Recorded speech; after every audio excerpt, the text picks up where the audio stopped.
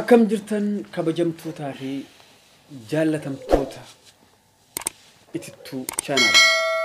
Kun itittuu chaanaalii yeroo hundumaa jechuudha kan yaada qaqqabatee yaada babbareedaa qabatee jechuudha. Yaada barnootaaf ta'u jechuudha. Namoota jiruu baqattummaarra jiran jechuudha. Keessaayyuu dubartoota jechuudha. Dubartoota jiruu baqattummaarra jiran irratti kan xiyyeeffatedha. Innis maali? Dubartoonni keenya biyya Arabaa yookaan biyyoota biraa jiraataa jechuudha. Yeroo namaan walitti dhufanii akkaataa isaan jiruuf jireenya isaanii diiganii jechuudha. Wanta tokkoon dhiira tokkoon sodaachifamanii birrii isaanii maatiitti erguu danda'an, birrii isaanii wanta tokkorra oolfachuu danda'an akkaataa isaan dhiira sanaaf kennaarantu jira jechuudha. Meemee kabajamtoota keessummoota koo baga nagaan dhuftan isiniin jedha. Kanarratti meemee maal jettanii isa jedhuun isin gaafachuu barbaada dursa. Dursa keessummootaan wal baruu dandeessu.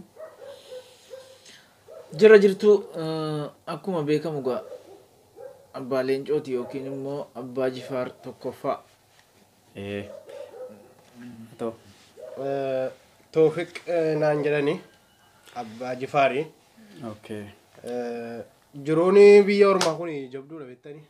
Baqattummaa kanarras fagoo turre irraa nu hariinuu nama jejjedhe biyyaa gaafa ba'u namni hinuman fayyadamaa maatii koon fayyade dhibaa garuu daldala addaa way baname ma beektaa guyyaa keessa utuma ol beeku wal nyaataa romanni afaan tokko dubbannaa aadaa tokko qabna safuu beeyna safuunis hin badee aadaanis hin badee deddeebee hamma daldala shamarran irratti baname jira sunis maanni jaalala keessa kan taane yookiin feesbuukiidhaan wal baramee maal jedhamee yookiin utuma wal beekamu ijoolluma naannoo taa'amee waliin yaafatamee walumatti dhufamee siyaasa guddaa jammarame.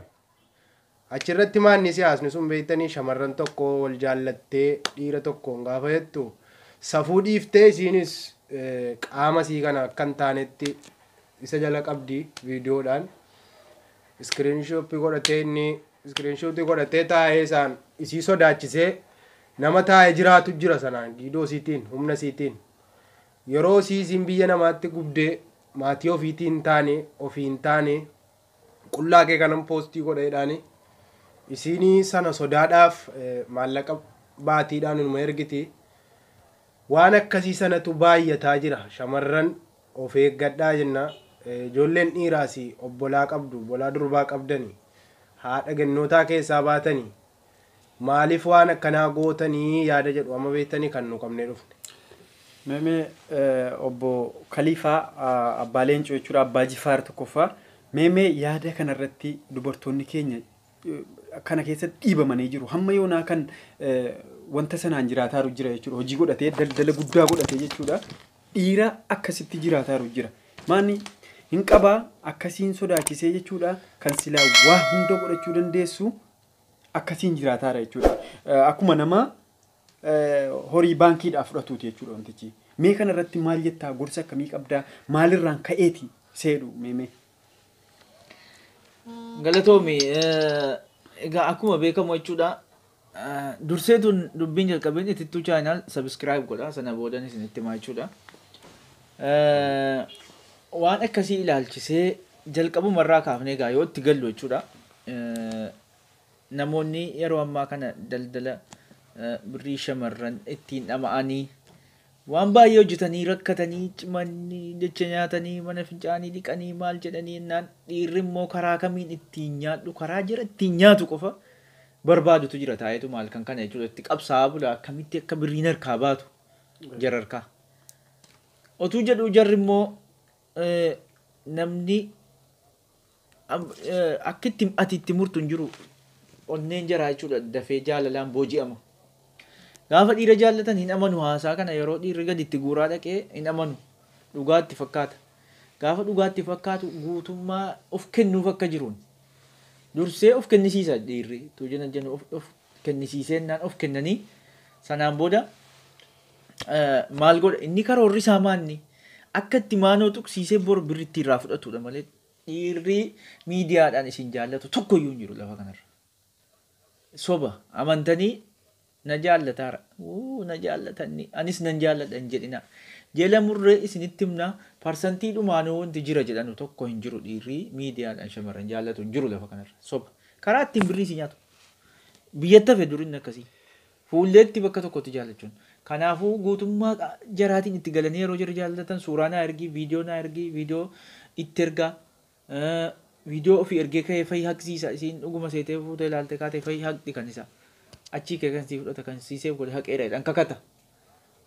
Sanaan boodatu jedhu gaafa viidiyoo sana ofirkaan gahatee jedhe maanni inni karaa ittiin birrii ergisiifatu barbaada. Daarii naanna'ee akkasiin birrii ergituuf barbaada naa erga isiinuma ergitiif gaha. Inni ergiti yeroo birrii ergaa dhaqxee gaafa siin dadhabdee dhaabde kara tokkoon maatii gargaarti. Kara tokkoon ijoollee shamarranii obboleessi birrii naa ergidhaan. Obboleettiin birrii naa ergi. Haati birrii naa ergi. Abbaan birrii naa ergi. Ji'a gahuu sii sardamu birrii ergidha. Isiin garuu ji'a tokko ala siin dhaqxee ishi teessee dhuftu waan isiin yeroo baay'ee turte yookiin birrii hammaaraa turte fakkaatee maatiin birrii sii gadeega birrii naa ergite. Isa akkas jedhaatuyyuu isaa bakka biyya biraatti isayyuu tu wal bira jiraatanii wal argitanii waliin haasoftee gaaf tokko itti gammaddee jetteeyyuu nama inni bu. Inni biyya biraa jira asiin biyya biraa teesseetuyyuu birrii itti ergiti. Sanan booda gaafa siin dadhabdee birrii kana ergitee irraa nyaatee dadhabee gaafa siin dhaabde viidiyoo ergasii ergisiifate yeroo jaalalaan maraachee viidiyoo si ergisiifate sana gadi fuudheetuyyuu viidiyoo kee maxxansaa jedhaan. Sanaan booda baay'een isaanii sababa maatii sodaatan sababa safuu beekanu sababa safuu ilma namaa kana lafarratti beekanuuf jecha akka viidiyoon sun gadi hin baane birrii ergaafaa kan turaniiftu jiru. Booda gaafa birriin sun immoo ergamuufi didee dadhabdee alasiin birrii sana erguu waan ergitu dhabdiiyyuu qaba. Hin diddu. Maaliif jennaan iyyeellaati waan ta'eef hin diddu siin. Garuu gaafa dadhabde maal ergitiif yoo dhabde birriin dhabameera. Hadha naa ergitu malee hadhaa bor keessa naa ergitu malee jedheera. Isiin yookiin birriin qabdu. Karaa tokkoon maatiidhaa ergitee fixxeetti. Karaa tokkoon firaa ergitee fixxeetti. Birrii sana yeroo isiin hin qabu jettee cinqabdee dadhabde beekaana didaartii dheetuma footoo sii fuudhee feesbuukii irratti maxxansa. Sanaan booda ijoollee meeqatu mataadhaa dhukkubsatanii ijoollee meeqatu maatiidhaan biyyatti galuu yeella'anii kan maraatanii bakka adda biyyee biraatti kan jedhantu jiru jechuudha. Maaliif ilmi dhiiraa asirratti yoo namaaf shamarran tokko tu obboleettii qabu tu haadha qabu yoo hin gaddineef yoo hin azzanneef namummaa miti kun birrii adda siif ergiti hin nyaatta shamarran immoo garaa laafti birrii akkuma kanaan yoo tina argette akkasi garuu jalqaba irratti shamarran keenyas of eeguu qaban jaalalli inuma jira haa ta'u malee jaalala miidiyaa kana amananii akkuma hin jenneedha wanti gorfamuu qaban jaalala miidiyaa amananii feesbuukiidhaan amananii waan ta'een achuma viidiyootti erguu jechuun nama achi asiisaa hin beekne tokko miidiyaan haasa'anii waa itti erguu jechuun booda rakkina keessa nama buusa. Isuma hammaallee ijoolleen baay'een akkas hojjetaa jiru. Ala jaallataniidhaan hin yaadatan sati gorsitu kana. Isa tammallee nu asii gorsinu kana kan nu tuffatan yookiin kan si tuffatantu jiru sati gorsitu kana. Hin dhagaanu jaalladheera maaltu sadi. Na jaallatan. Gaafa immoo wantichi gadhiifamoo ta'e sitti boo'u nama meeqan nutti bu'aa ture. Abaluu akkas na godhaa jira abaluu akkas na godhaa jira naa dhowwii. Akkas naa ta'ii meeqatu dhee keessaan sitti barreessa namatti garuu ati dhaqxee tokko gochuu hin dandeessu birrii yoo sinnaa ergite hin gadhiisu jedhanii birrii naa erguu dhiibnaan immoo haadha siin hin gadhiisa. Ati tola namaa wal dhabda dhaqxee. Ati dhaqxee tola namaa wal dhabda jechuudha nama meeqa kadhataa turre. Ammas namoota biyya alaa kana namoota shamarroota biyya alaa jechuudha akkuma beekamu hammaama dhiqaa jechuudha yookaan immoo kaarsii biyya arabaa abbootii qabeenyaa dhiqaa jechuudha. Miidhamaa jechuudha ijoollee daa'imaa jalaa jechuudha dhiqaa jechuudha daa'ima yookaan jaartii yookaan jaarsa dhiqaa jechuudha birrii kana yeroo isiin baaftee itti ergitu maatiin biyyaa yookaan sangaa tokko gurguree ergitaa yookaan jabbii lama fa'i gurguree yookaan liqeeffatee fa'i ergitaa isii kana baasuudhaaf fa'i kan dhabee fa'i rakkatu jira jarri birrii asii akka waan nama baankiidhaa fudhatuutti kan deemee fudhatu dhiira jira sababni kun ta'es immoo yoo wal bira jiraatan yoo wajjiniin jiraatee jedhee wajjiniin waan godhe ciisee ka'ee suuraasii yookaan viidiyoosii waa hundasii kan fudhatu jira kan isa biraa jechuudha gaala inni bira jiru inni bakkee immoo hin ergisiifata jalqaba ergisiifatee booda suuruma kana gaaf tokko agarsiisee itti ergee agarsiisee ergantanaa yooma balleesseeyyuu ijoollee meeqa shawwadamaatti akkasiin yooma ergamee ka'ee obbiraa balleesse suuraan sun na bira jira yookaan viidiyoon sun na bira jira jedhaan. Maal inni dadhabina malee ati nam tokko gaafa jaallattu hin jaallatta nama.